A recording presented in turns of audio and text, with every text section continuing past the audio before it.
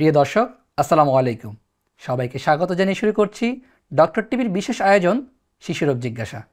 আজকে আমরা আলোচনা করব শিশুদের মানসিক রোগের কারণ, লক্ষণ এবং এর প্রতিকার নিয়ে। পুরো অনুষ্ঠান জুড়ে থাকছি আমি মোহাম্মদ নূর সাঈদ। আজকের এই বিষয়ে ডক্টর টিভির স্টুডিওতে কথা বলবেন ডক্টর সেলিনা ফাতেমা বিনতে শহীদ, সহযোগী অধ্যাপক, ক্লিনিক্যাল সাইকোলজি বিভাগ, বাংলাদেশ মেডিকেল বিশ্ববিদ্যালয়। চলুন অতিথির সাথে পরিচিত হই। আসসালামু আলাইকুম ম্যাম।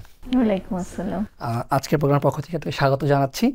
আজকে আমাদের বিষয় হচ্ছে শিশুদের মানসিক রোগ, লক্ষণ এবং এর প্রতিকার নিয়ে। তো আমাদের প্রথম প্রশ্ন হচ্ছে, শিশুদের মানসিক রোগ বলতে কি বোঝায়? আসলে শারীরিক রোগ ব্যতীত মানসিক এবং আচরণগত কারণে যেসব সমস্যাগুলো দেখা দেয়, যেটা শিশুদের লেখাপড়া, কাজ, মনোযোগ, এমনকি মানুষের সাথে মেলামেশার ক্ষেত্রে অনেক বেশি প্রভাব ফেলে, সেগুলোকেই আমরা মানসিক রোগ বলে থাকি, শিশুদের মানসিক রোগ বলে থাকি। ম্যাম, শিশুদের এই সকল মানসিক রোগের কারণগুলো আসলে কি কি হতে পারে বলে মনে করছে? অনেক ধরনের কারণই হতে পারে, তার মধ্যে জেনেটিক একটা কারণ খুবই ইম্পর্টেন্ট। অনেক সময় বায়োলজিক্যাল নিউরোট্রান্সমিটারের, নিউরোকেমিস্ট্রির কিছু ইমব্যালেন্স হয়, সেগুলোর কারণে হতে পারে। আবার পারিপার্শ্বিক কারণেও শিশুদের মধ্যে অনেক ধরনের প্রবলেম হতে পারে। আর একটা হচ্ছে মায়ের যদি বা শিশু পেটে থাকাকালীন মায়ের কোনো অসুস্থতা থাকে, সেই ক্ষেত্রেও কিন্তু শিশুদের মানসিক সমস্যা হতে পারে। আবার মায়ের 2-3টা বার্থ হিস্ট্রির দিকে আমরা যদি খেয়াল করি, যে পোস্টনেটাল, পেরিনেটাল এবং প্রিনেটাল, এই পর্যায়ে যদি শিশুর কোনো অসুবিধার সম্মুখীন হয়, তাহলে সেই ক্ষেত্রেও কিন্তু বাচ্চাটির সমস্যা, ডেভেলপমেন্টাল ডিসঅর্ডার থেকে শুরু করে যে কোনো মানসিক রোগও হতে পারে। আর পারিপার্শ্বিক কারণটা খুবই জরুরি। দেখা যায় যে অনেক সময় প্যারেন্টিং বা শিশু লালন পালনের কিছু প্রক্রিয়া আছে, সেই জায়গায় যদি কোনো ভুল থেকে থাকে, যা আমরা জানি যে আমাদের বাবা মা সবচেয়ে ভালো চান শিশুর, কিন্তু ওনারা না বুঝেই অনেক সময় কিছু ভুল আচরণকে প্রশ্রয় দিয়ে ফেলেন, কিংবা অনেক সময় যে আচরণটা শেখানো দরকার যেই বয়সে, সেই বয়সটা সেইভাবে গাইড করতে পারেন না, যার জন্য কিছু ভুল আচরণ অন্যদের কাছ থেকেও শেখে, কিংবা আবার শেখার পরে বা করার পরে সেটা ভুলভাবে আবার রিওয়ার্ড পেয়ে যায়। সেসব ক্ষেত্রেও কিছু আচরণগত প্রবলেম দেখা দিতে পারে। তো এই বিভিন্ন কারণে শিশুদের মানসিক রোগ হতে পারে। আচ্ছা ম্যাম, শিশুদের সকল মানসিক সমস্যার ক্ষেত্রে জিনগত বা বংশগতির কোনো ভূমিকা আছে বলে মনে করছেন কি? অবশ্যই আছে, কারণ দেখা গেছে অধিকাংশ মানসিক রোগের পিছনে জিনের একটা প্রভাব আছে। দেখা গেছে যে পরিবারের যদি বাবা মা কিংবা দাদা দাদি কিংবা চাচা ফুপু, খালা মামা কিংবা তারও আগের জেনারেশনে যদি কোনো রোগ থেকে থাকে, সেটা জেনেটিক্যালি শিশু পাওয়ার সম্ভাবনা থাকে। পরিবেশগত কারণে কোনো কোনো ক্ষেত্রে শিশুদের এই সকল মানসিক সমস্যায় কোনো প্রভাব ফেলতে পারে বলে মনে করছেন কিনা? হ্যাঁ, অবশ্যই পরিবেশগত কারণটা আরও অনেক বেশি জরুরি এই ক্ষেত্রে। কারণ আমি একটু আগে বলেছিলাম যে যদি বাবা মার প্যারেন্টিংয়ে কিছু ঝামেলা থাকে, কিংবা বাবা মার মধ্যে প্রচণ্ড ঝগড়াঝাটি, সেটা দেখে বাচ্চা বড় হচ্ছে, কিংবা বাচ্চাকে বাবা মা অনেক কটূক্তি করছে, অন্যের সাথে তুলনা করছে, তাতে তার দিন দিন সেলফ এস্টিম লো হয়ে যাচ্ছে, সেলফ কনফিডেন্স কমে যাচ্ছে, তারপর সে পড়াশোনা করতে গিয়ে মনোযোগ দিতে পারছে না, কিংবা ভয় পাচ্ছে যে এই বুঝি বকা খাবে, এই বুঝি মার খাবে, এই করতে করতে একাডেমিক পারফরমেন্স খারাপ হয়ে যাচ্ছে, কিংবা অনেক সময় বুলির শিকার হচ্ছে, কিংবা বাবা মা সরাসরি তাকে নির্যাতন করছে, অনেক সময় ফিজিক্যাল মারধর করা, কিংবা অনেক বাচ্চা সেক্সুয়ালি অ্যাবিউজ হয়। ছেলে বাচ্চা, মেয়ে বাচ্চা, দু বাচ্চাই কিন্তু সেক্সুয়ালি অ্যাবিউজ হতে পারে, কিংবা ইমোশনাল অ্যাবিউজ হয়। তো এইসব কারণেও কিন্তু পরবর্তীতে নির্যাতনের শিকার হয়ে, বৈষম্যের শিকার হয়ে, কিংবা এই যে কটূক্তি, তুলনা, এসবের শিকার হয়েও বাচ্চাদের মধ্যে প্রথমে হীনমন্যতা, এগুলো ডেভেলপ করতে করতে একটা সময় ডিপ্রেশন ডেভেলপ করতে পারে, এংজাইটি ডেভেলপ করতে পারে।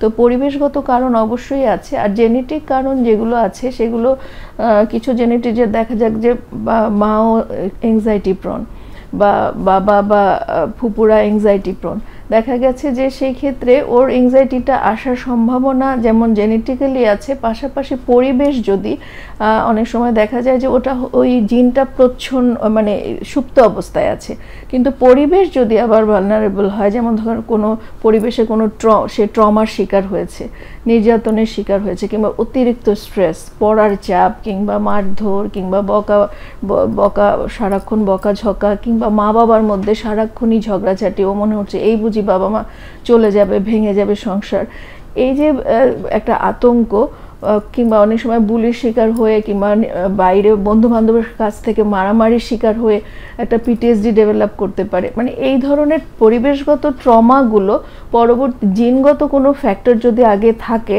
তাহলে সেটাকেও আবার বাড়িয়ে দিতে পারে, মানে সেই জিনটা যেটা সুপ্ত ছিল সেটা প্রকাশটা হয়ে যেতে পারে। সুতরাং জেনেটিক এবং পরিবেশ সেটা যেমন মিলিতভাবে একটা রোগ তৈরি করতে পারে শিশুর মধ্যে, আবার শুধু পরিবেশগত কিছু কারণেও কিছু রোগ হয়, আবার শুধু জেনেটিক কারণেও কিছু রোগ হয়, আবার দেখা যায় যে কিছু জেনেটিক না, পরিবেশগত না, কিছু নিউরোট্রান্সমিটারের ইমব্যালেন্সের কারণেও কোনো মানসিক সমস্যা শিশুদের মধ্যে দেখা যায়। আচ্ছা ম্যাম, আজকে যে বিষয়টা যে শিশুদের এই সকল মানসিক রোগ বিকাশের ক্ষেত্রে মা বাবার আচরণটা আসলে কতটা প্রভাব ফেলে বলে মনে করছে? অবশ্যই অনেক বেশি প্রভাব ফেলে, কারণ আমরা জানি যে যে কোনো শিশু বা যে কোনো মানুষের আসলে প্রাথমিক শিক্ষার জায়গাটাই হচ্ছে পরিবার, এবং পরিবারের যারা হর্তাকর্তা, যারা প্রথম আমাদেরকে শেখান তারা হচ্ছে বাবা মা। সেই বাবা মার আচরণে যদি কোনো ভুল থাকে, যেমন ধরা যাক আমরা যখন বাচ্চাদেরকে ছোটোবেলা থেকে অনেকগুলো আচরণ শেখাই, যেমন মিথ্যা বলবে না, তারপর সবার সাথে সব কিছু শেয়ার করে খাবে বা দিবে, কিন্তু আমি বাচ্চাকে শিখিয়ে দিচ্ছি যে খবরদার টিফিন দিয়েছি পুরাটা খাওয়া, কারোর সাথে কিন্তু শেয়ার করতে পারবে না, তাহলে আমি আসলে বলছি শেয়ার করবে, কিন্তু আমি কি করছি, মানে বলা আর করার মধ্যে কিন্তু পার্থক্য আছে। কিংবা আমি আমার বান্ধবীকে কিংবা আমার প্রতিবেশীকে আমার একটা ড্রেস খুব সুন্দর, আমি সেটা অনেক দাম বাড়িয়ে বলছি, বাচ্চাটা কিন্তু জানে যে আমি এটা কত দিয়ে কিনেছি, তো আমি ওকে বলছি তুমি মিথ্যা বলবা না, কিন্তু মা নিজেই মিথ্যা কথা বলছে। তো এগুলো কিন্তু খুব ইম্পর্টেন্ট একটা বিষয় যে আমরা ওদেরকে যা শেখাতে চাই সেই জায়গা আমরা যেন সেইভাবে চলি। বাচ্চারা কিন্তু কথার চেয়ে কাজকে বেশি ফলো করে, তো সেখানে বাবা মার আচরণের মধ্যে যদি কোনো অসঙ্গতি থাকে, কথা এবং কাজের মধ্যে যদি কোনো মিল না থাকে, বা তারাই যদি ভুল আচরণ করে, তাহলে সেটা কিন্তু বাচ্চারা অনেক বেশি অনুকরণ করে। তো সেই ক্ষেত্রে বাবা মাকে সবচেয়ে বেশি অনুকরণ করে। সাধারণত ছেলে বাচ্চারা ছেলে মানে বাবাকে অনুকরণ করে জেন্ডার ওয়াইজ, আর মেয়ে বাচ্চারা মাকে অনুকরণ করে। আমরা দেখি যে ছোট ছোট মেয়েরা কিন্তু হাঁড়ি পাতিল পুতুল নিয়ে খেলে, আর ছেলেরা অফিসে যায়, টাই পরি, ব্যাগ নেই, এরকম করে চলে। তার মানে কি সে বাবাকে আসলে ফলো করছে। তো ওই জায়গাগুলো যদি আমরা খেয়াল করি, তাহলে আমার প্রত্যেকটা আচরণ আমরা মনে করছি ও হয়তো খেলছে, খেয়াল করছে না, কিন্তু আমাদের সব আচরণ কিন্তু খেয়াল করে। তাহলে আমরা যেই আচরণটা ওদের মধ্যে দেখতে চাই, আমরা সেরকম আচরণ যদি করি, সেটা একটা ইম্পর্টেন্ট বিষয়।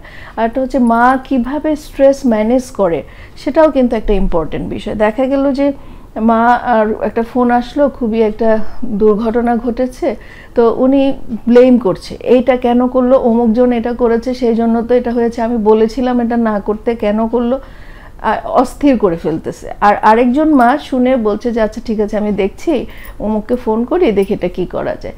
বাচ্চা কিন্তু এগুলো অবজার্ভ করছে। যেই বা মাকে দেখছে যে শান্তভাবে ম্যানেজ করছে, সে কিন্তু শান্তভাবেই যে কোনো বিপদ ম্যানেজ করতে শিখবে। আর যে মা অস্থির হয়ে যাচ্ছে, একে ওকে দোষারোপ করছে, ও কিন্তু একে ওকে দোষারোপই করবে, ও দায়িত্ব নিতে পারবে না। তো এই যে ব্যাপারগুলো, এগুলো একটা বিষয়। আর যেটা বলেছি, বাবা মার মধ্যে সম্পর্ক যদি খারাপ থাকে, তাহলে যেটা হয় যে তারা নিজেদেরকে নিয়ে, নিজেদের ইগো নিয়ে, নিজেদের দ্বন্দ্ব নিয়ে এত ব্যস্ত থাকে যে বাচ্চাকে প্যারেন্টিং করার জায়গাটা তাদের মিসিং হয়ে যায়, যে কখন কি করতে হবে সেই ব্যাপারটা নিয়ে। তো তারা নিজেরা এতই মানে নিজেরাও দুঃখে থাকে, কষ্টে থাকে, ঝামেলায় থাকে, রেগে থাকে, ওটা করা হয় না। আরেকদিকে অনেকে দলাদলি করতে থাকে, বাচ্চাকে নিজের দলে টানতে থাকে, এক প্যারেন্টস আরেক প্যারেন্টের বদনাম করতে থাকে, সেটাতেও কিন্তু বাচ্চা অনেক সময় কোনো কোনো বাচ্চা কনফিউজ হয়ে যায় যে রুটিন আসলে কোনো নতুন সঠিক রুল ওদেরকে আসলে শেখানো হয় না, দুজন দুই রকম কথা বলে। তো এই ইনকনসিস্টেন্সির জন্য বাচ্চা কিন্তু প্রথম দিকে যেখানে সুবিধা পায় সেই আচরণগুলো শেখে, পরে দেখা যায় কারোটাই শোনে না। যখন বাবা মা সচেতন হয় যে ও তো আসলে আমাদের সুযোগ নিচ্ছে, তখন দেখা যাচ্ছে যে কোনোটাই শোনে, এভাবেও কিন্তু সমস্যা হয়। আর ওই যে ভুল প্যারেন্টিং, কেউ কেউ আছে খুবই অথরিটেরিয়ান, সব কিছু যা বলবে শিশুর কথার কোনো মূল্যই নাই, বাবা মা যেটা বলেছে সেটাই। আবার কেউ কেউ আছে ভীষণই পারমিসিভ, মানে একদমই বাচ্চা যা চাচ্ছে তা, মানে বাচ্চা যদি বলে যে আকাশে চাঁদ এনে যাও, পারলে ওটাও এনে দিবে, মানে এরকম একটা বিষয় যে আমি এত টাকা পয়সা কেন কামাচ্ছি, আমার বাচ্চারাই তো খাবে, বাচ্চাদের জন্যই তো, এরকম একটা পার্সপেক্টিভ থেকে তারা এত বেশি দিয়ে ফেলে যে ওই বাচ্চাগুলোই পরবর্তীতে অল্প বয়সেই প্রথমে যাচ্ছে ট্যাব, তারপরে মোবাইল, তারপরে ল্যাপটপ, তারপরে মোটরসাইকেল, এত অল্প বয়সে গাড়ি পেয়ে যাচ্ছে, এরপরে আরো বড় কিছু চাইলে না পেলে তখন সে আর না শুনতে পাচ্ছে না, তখনই মারতে যাচ্ছে। তো এই যে ব্যাপারগুলো, এগুলো কিন্তু প্যারেন্টিং এর মধ্যেই মানে নিহিত আছে যে আমি আসলে আমার বাচ্চাকে কি শেখাচ্ছি, তো কি কতটুকু মানে তার প্রত্যেকটা লিমিটের মধ্যে রাখতে পারছি কিনা। তো এই ব্যাপারগুলো অবশ্যই এনভায়রনমেন্টাল ফ্যাক্টরগুলো শিশুর সমস্যা তৈরি করার ক্ষেত্রে অনেক বড় প্রভাব ফেলে। ধন্যবাদ ম্যাম। আমাদের পরবর্তী যে বিষয়টা, যে শিশুরা আসলে কখন মানসিক চাপ অনুভব করে এবং তা তাদের জন্য কতটা বিপজ্জনক হতে পারে বলে মনে করছেন? এটা আসলে এক একটা শিশুর নেয়ার ক্ষমতা এক এক রকম, প্রতিটা মানুষ যেমন আলাদা, প্রত্যেকটা শিশুও কিন্তু আলাদা। দেখা যাবে যে একই ভাই বোন, একজন খুবই চাপ নিয়ে চুপচাপ সব কিছু ম্যানেজ করে চলতে পারে, আরেকজন অল্পতেই অস্থির হয়ে যায়, ভীষণ রাগারাগি করে, চেঁচামেচি করে। তো এই জন্য ব্যক্তিতে ব্যক্তিতে যেমন পার্থক্য আছে, শিশুতে পার্থক্য আছে। তো এটাও আর কিন্তু কিছু কমন জিনিস আছে যেটা অবশ্যই শিশুদের মধ্যে চাপ সৃষ্টি করে। যেমন ধরা যাক অতিরিক্ত, যদি আমরা পড়ার যে কোনো কিছু অতিরিক্ত করা, যেমন আমি যদি একটা বাচ্চার পড়ার ক্ষমতা হচ্ছে সে হয়তো সারাদিনে 4 ঘন্টা পড়তে পারবে, আর কিন্তু আমার এক্সপেকটেশন হচ্ছে ও 8 ঘন্টা বসে পড়ছে না কেন, তাহলে এটা তো ওর জন্য চাপ। এত তো হয় না। যেমন একটা স্কুল ব্যাগ আমি 5 বছরের বাচ্চা কতটুকু ওজন ক্যারি করতে পারবে, আমি যদি তার 3 গুণ ওজন ওকে ক্যারি করতে দেই, অবশ্যই সেটা তার স্পাইনাল কর্ডে আস্তে আস্তে একটা তৈরি করবে, ক্ষতির সম্ভাবনা তৈরি করবে। তাহলে সেই ক্ষেত্রে ওরকমই বিষয়গুলো, যে যতটুক আমার প্রত্যেকটা জিনিস, যে আমি কাজের বেলায় বলে ওকে যদি খেলতে দেই, সেটারও একটা লিমিট আছে। যেমন আমি ওকে মোবাইল এখন ঘরে ঘরে মোবাইল, আমি যদি একেবারে না দিই, সেটা যেমন ওর মধ্যে প্রবলেম তৈরি করবে যে সবাই মোবাইল ব্যবহার করতে পারছে, আমার বাবা মা কেন এমন, তো ওটা যেমন প্রবলেম তৈরি করবে।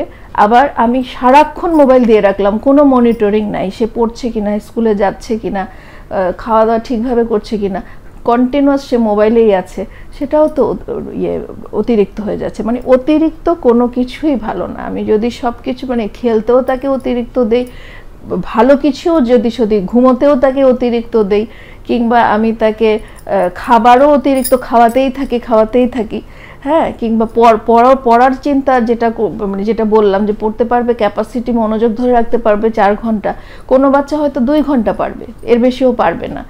তাকে আমি তার মতো করেই কিভাবে ওকে ওই 2 ঘন্টাকেই কিভাবে সঠিকভাবে কাজে লাগাবো, সেই ব্যাপারটা বাবা মাকে চিন্তা করতে হবে। তো সেই ক্ষেত্রে বাচ্চাকে আসলে রিড করতে হবে যে কোনটা ওর জন্য চাপ ফিল হচ্ছে, সেটা ওর আচরণেই বোঝা যাবে যে ওটা নিতে পারছে কিনা, ওটা রিজেক্ট করছে কিনা, বা ওটাতে মুখ কালো করে ফেলছে কিনা, ওর অন্য স্বাভাবিক যে কাজকর্মগুলো ওটা ব্যাহত হচ্ছে কিনা, ওগুলো যদি খেয়াল করি। অনেক সময় বাচ্চারা নিজেরাই বলে আমি আর পারছি না, আমি পারবো না, তুমি আমাকে এত চাপ। আর বাচ্চারা আজকাল খুব স্মার্ট, ওরা নিজেরাই বলে, তবে বেশিই বলে। আবার কেউ আছে বলে না, কিন্তু ওকে দেখে বোঝা যায়, ওর দৈনন্দিন কাজে বোঝা যায়। ও দেখা যাচ্ছে ওর পারফরমেন্স ডেটোরিয়েট করছে, মানে লেখাপড়ায়, তারপরে খেলতে গিয়ে দেখা যাচ্ছে যে আগের মতো সে অতটা স্বতঃস্ফূর্ত না, হ্যাঁ, তারপর যে কোনো মেলামেশা সে স্বতঃস্ফূর্ত না, সেগুলো থেকে বোঝা যাবে যে চাপ হচ্ছে। তাহলে ম্যাম, শিশুদের এই মানসিক সমস্যার প্রাথমিক লক্ষণগুলো আসলে কী কী হতে পারে? হ্যাঁ, প্রাথমিক লক্ষণ হচ্ছে এক একটা রোগের তো এক এক রকম লক্ষণ। তো বিভিন্ন ধরনের, তার আগে বলতে হবে বিভিন্ন ধরনের শিশুদের মানসিক সমস্যা রয়েছে। তার মধ্যে কিছু তো আছে নিউরো ডেভেলপমেন্টাল ডিসঅর্ডার, ওটার সাথে কিছু মানসিক সমস্যাও রিলেটেড হয়ে যায় কখনো কখনো। আর যেগুলো যেমন শিশুদের ডিপ্রেশন হতে পারে, শিশুদের ওসিডি মানে অবসেসিভ কম্পালসিভ ডিসঅর্ডার হতে পারে, শিশুদের কন্ডাক্ট ডিসঅর্ডার হতে পারে, শিশুদের attention deficit hyper activity disorder হতে পারে। তো এখন এক একটার ডিসঅর্ডারের লক্ষণ তো এক এক রকম। যখন দেখব যে কোনো বাচ্চা যে হঠাৎ করে চুপ হয়ে গেছে, সে অল্পতেই কেঁদে দিচ্ছে, কিছু হলেই কেঁদে দিচ্ছে, তো আমাদের হয়তো বিরক্ত লাগছে যে তুমি এত এরকম যে কোনো কথা কেঁদে দিচ্ছ কেন। তারপরে সে বলছে আমি পারবো না, মানে তার কনফিডেন্স অনেক কমিয়ে গেছে, সব কিছুতে বলছে যে আমি পারবো না, আমাকে দ্বারা হবে না, আমি কেন পারছি না। হ্যাঁ, এই ধরনের কথাগুলো সে বলছে। আগের চেয়ে চুপচাপ হয়ে গেছে, খেলতে যাচ্ছে না, কারোর সাথে মিশতে যাচ্ছে না। হ্যাঁ, তারপর কিংবা দেখা যাচ্ছে অনেক বেশি ঘুমাচ্ছে, না হলে একেবারেই ঘুমোচ্ছে না, রাতে ঘুম আসছে না, তার ঘুম ভেঙে ভেঙে যাচ্ছে।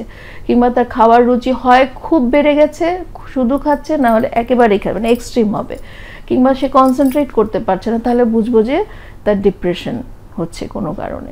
কারণ যাই হোক, আমরা এই লক্ষণটা দেখলে বুঝবো। আর কোনো কোনো বাচ্চা আছে অতিরিক্ত চঞ্চল, মানে বাচ্চারা তো সাধারণত কেউ কেউ চঞ্চল হয়, কিন্তু সেটা যদি এমন হয় যে এক জায়গায় বসে থাকতে পারছে না, এখানে বাচ্চাকে নিয়ে বসলে সে সোফায় উঠবে, টেবিলে উঠবে, এটা ধরবে, ওটা ধরবে, এটা ভেঙে ফেলবে, দৌড় দিবে, মানে সারাটাক্ষণ সে ঘুরছে, মানে আর মা পিছে পিছে দৌড়াচ্ছে যে এটা না ভেঙে ফেলে, এটা না ধরে ফেলে। তো ওগুলাতে বুঝতে হবে যে তার হাইপার অ্যাক্টিভিটির প্রবলেম থাকতে পারে, বা এক নাগারে সে বেশ কিছুক্ষণ কোনো একটা কার্টুনও দেখতে পারে না, মানে এমনি পড়তে পারে না সেটা অনেকেই, কিন্তু কার্টুন দেখতে পারে না বা নিজেদের বাচ্চাদের প্রোগ্রামগুলো দেখতে পারে না, বা এক নাগারে একটা খেলনা বেশিক্ষণ ধরে রাখতে পারে না, ফেলে দিয়ে চলে যায়, তখন বুঝতে হবে তার অ্যাটেনশন ডেফিসিট হচ্ছে। তারপরে কিছু কিছু বাচ্চা আছে যে স্কুল পালায়, রেগুলার স্কুল পালাচ্ছে, আবার চুরি করছে, মিথ্যা বলছে, তারপর ছোট ছোট প্রাণীদের প্রতি, বাচ্চাদের প্রতি ভীষণ রুড, ওদেরকে মারছে, প্রাণীদেরকে আঘাত করছে। এগুলো হচ্ছে কন্ডাক্ট ডিসঅর্ডারের লক্ষণ। তো এই জন্য আমি বলেছি যে বিভিন্ন রোগের, তারপরে অল্পতেই অস্থির হয়ে যায়, মানে পরীক্ষা আসলে সে কান্নাকাটি শুরু করে, পারবে না মনে করে, মানে মানে রেস্টলেস থাকে। এই ধরনের যদি হয় তাহলে তার এংজাইটি হচ্ছে। তো এই ধরনের কিংবা কোনো যদি ট্রমার শিকার হয়, তাহলে আবার রাতে ঘুম ভেঙে যাচ্ছে, দুঃস্বপ্ন দেখছে, ভয় পাচ্ছে, হ্যাঁ, তারপর অস্থির লাগছে, তাহলে তার কোনো পিটিএসডি সিমটম বা অ্যাকিউট স্ট্রেসের সিমটম হতে পারে। তো এইগুলো আসলে রোগ বেসিসে আমরা বলতে পারবো যে এই ধরনের সিমটম যদি আমরা হঠাৎ করে, সোজা কথা, যদি বাচ্চাটা একরকম ছিল কিন্তু হঠাৎ করে তার মধ্যে কোনো আচরণগত পরিবর্তন দেখা যাচ্ছে, তার লেখাপড়া, তার কাজ, তার কথাবার্তা, তার মেলামেশা, দৈনন্দিন কাজগুলোতে একটা পরিবর্তন দেখা যাচ্ছে, তখন আমাদের হঠাৎ চুপ হয়ে গেছে কিংবা হঠাৎ অতিরিক্ত মেজাজ দেখাচ্ছে, হ্যাঁ, এই ইস্যুগুলো যখন আমরা দেখব তখন আমরা বুঝতে পারবো যে তার আসলে কোনো সিমটম ডেভেলপ করলেও করতে পারে, আমরা ওটাকে আরেকটু ইভ্যালুয়েট করব। ম্যাম, এই মানসিক রোগের যে লক্ষণগুলো, এটা আসলে বাচ্চাদের কোন বয়স থেকে শুরু হয় বলে মনে করছেন? আসলে এগুলো যে কোনো বয়স থেকেই শুরু হতে পারে। যেমন অটিজম স্পেকট্রাম ডিসঅর্ডার বা অটিজম, এটা কিন্তু অনেক ছোট, মানে এটা তো ডেভেলপমেন্টাল ডিসঅর্ডার, আসলে ধরতে পারে মানুষ অনেক কম পরে, অনেকে মনে করে যে ঠিক হয়ে যাবে, কিন্তু ওটা কিন্তু 2 থেকে 2.5 বছর বা 1.5 বছরের বাচ্চাকে, ওদের তো অলরেডি এটা ডেভেলপমেন্টাল, যেহেতু ওটা নিয়েই তারা জন্ম নেয়, তো বাবা মা হয়তো বুঝতে পারে 1.5 বছর বা 2 বছর, আর আসলে বুঝতে পারে, মানে অতটা খেয়াল করে না, সবারই একটা আশা থাকে ঠিক হয়ে যাবে, ও বুঝতে বুঝতে 4 বছর লেগে যায়। তাছাড়া হাইপার অ্যাক্টিভিটি ডিসঅর্ডারও দেখা যাচ্ছে যে একদম ছোটোবেলা থেকেই বোঝা যায়। তো আর অন্যান্য যেই সমস্যাগুলো, ডিপ্রেশন, এগুলো সাধারণত দেখা যায় যে চাইল্ডহুডে যেমন দেখা যায়, অ্যাডোলেসেন্ট পিরিয়ডে একটু বেশি দেখা যায় ডিপ্রেশনের প্রবলেমগুলো। আর সিজোফ্রেনিয়া খুব রেয়ার, এটা দেখা যায় বা শিশুদের মধ্যে খুবই কম, তারপরেও দেখা যাচ্ছে 15 বছর থেকে 25 বছর বয়সী ছেলেদের ক্ষেত্রে অনেক সময় দেখা দিতে পারে। তাহলে এরকম যেটা হয় যে, আর কন্ডাক্ট ডিসঅর্ডার তো শিশুদেরই, এটা সাধারণত 7 বছর থেকে 7-8 বছরের পর থেকে বিশেষ করে অ্যাডোলেসেন্ট পিরিয়ডে বেশি বোঝা যায়। ম্যাম অনেক অনেক ধন্যবাদ। আজকে আমাদের এই প্রোগ্রামে আমরা অনেক কিছু জানতে পারলাম যা আমাদের দেশ এবং জাতির জন্য খুবই কল্যাণময় হবে, এবং আমাদের যে শিশুরা রয়েছে যারা আগামী দিনের ভবিষ্যৎ, তারা যেন খুব ভালোভাবে বেড়ে ওঠে সেই বিষয়ে আমরা জানতে পেরেছি। প্রিয় দর্শক, আপনাদের সকলকে ধন্যবাদ এতক্ষণ আমাদের সঙ্গে থাকার জন্য। ডক্টর টিভির বিশেষ আয়োজন শিশু রোগ জিজ্ঞাসা, এই ছিল আমাদের আজকে ইতি পর্ব। দেখা হবে অন্য কোনো দিন।